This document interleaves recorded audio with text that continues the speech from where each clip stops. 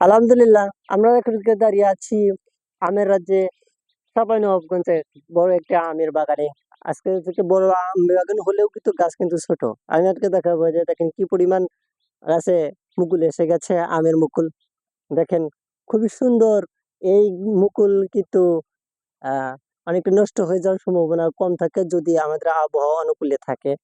কুয়াশা এবং আরো প্রাকৃতিক যে যেমন রোদ খরা হওয়ার কারণে কিন্তু এই আমের মুকুল অল্পতেই নষ্ট হয়ে যাওয়ার সম্ভাবনা থাকে। তবে প্রতি বছর তুলনায় কি এবার আবহাওয়া অনেকটাই অনুকূলে থাকা, কুয়াশা কম থাকার কারণে কিন্তু আশা করা যাচ্ছে যে ভালো এই আম ফলন হবে। তো আজকে আমি আপনাদেরকে পুরোটুকুই দেখাবো যে কি পরিমাণ প্রতি বছরের তুলনায় কি এবছরে কিন্তু খুবই সুন্দর। এই যে দেখেন, এই যে দেখতে পাচ্ছেন কি এই যে আমের এই মুকুলটা দেখেন, আহ অনেকটাই কিন্তু পরিপুষ্ট হয়ে উঠেছে। আর ছোট ছোট আমের গুটি কিন্তু দেখা যায়।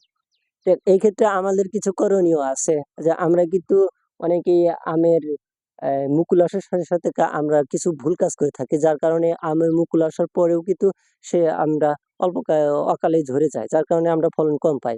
তো সেই ক্ষেত্রে আমাদের কিছু করণীয় থাকতে হবে, যে এই আমের মুকুল আসার পর এটা যখন গুটি গুটি গেছে তখন কিন্তু আমাদের কিছু পরিচর্যা থাকে। বিভিন্ন আহ ছত্রাক, ব্যাকটেরিয়া এগুলা আক্রমণ করে থাকে এই আমের মুকুলে, যার কারণে আমরা ফলন একটু কম পাই। কিন্তু ভুল চিকিৎসার কারণে আমরা সেই রোগটা সম্পূর্ণরূপে আমরা কি করতে পারি না, সমাধান করতে পারি না। তো সেই ক্ষেত্রে আমাদের কিছু কারণে থাকবে যে আমাদের আমে যখন মুকুল থাকবে, যখন আম মুকুল আসার পরে যখন ছোট ছোট গুঁড়ি থাকবে তখন আমের গুঁড়ি আমরা বেশি বেশি করে পানি দিই, কিন্তু এই ভুলটা আমরা কখনো করব না।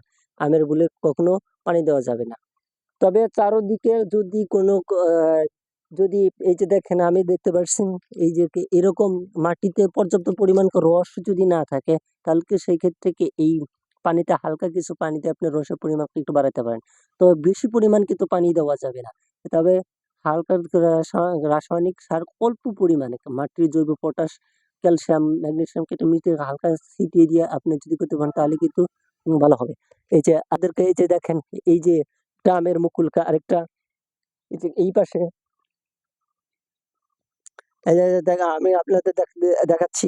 এই যে দেখেন, এই যে এই আমের আমের মুকুলটা দেখেন এই যে কালো হয়ে গেছে, এটা বিভিন্ন ব্যাকটেরিয়া ছত্রাকের বেশি বেশি ছত্রাকের আক্রমণের কারণে এগুলো হয়।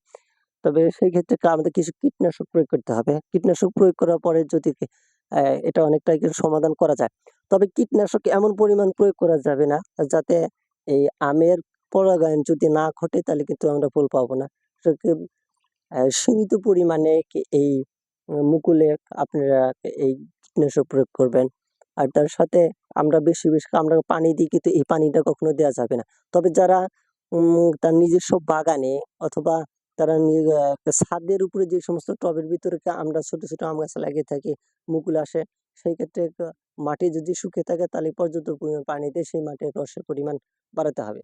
এক্ষেত্রে যদি মাটিতে রসের পরিমাণ যদি ঘাটতি দেখা যায় তাহলে সেই ক্ষেত্রেও কিন্তু আমের ফলন আসার কম সম্ভাবনা। কারণ তারা গাছ মাটি থেকে অথবা খাদ্য সংগ্রহ এই গাছ মুকুলের মাধ্যমে তার শিকড়ের মাধ্যমে খাদ্য সংগ্রহ করতে পারে না বা খাদ্য খেতে পারে না। সেই ক্ষেত্রে অনেকটা আম গাছ দুর্বল হয়ে যায়। যার কারণে গুটি অনেকটাই সহজেই নষ্ট হয়ে যায়। তবে সেই ক্ষেত্রে আমাদের অবশ্যই কৃষি কর্মকর্তা, কর্মচারীকে যারা আছে, আ কৃষি ঊর্ধ্বতন কর্মকর্তা বা কৃষি অফিসার তাদের সাথে আমরা যোগাযোগ করে সমাধান আমরা করতে পারি। এই যে দেখতে পাচ্ছেন এই যে এই গাছটা হচ্ছে ব্যানানা। একটা ব্যানানা গাছ, আমের ব্যানানা।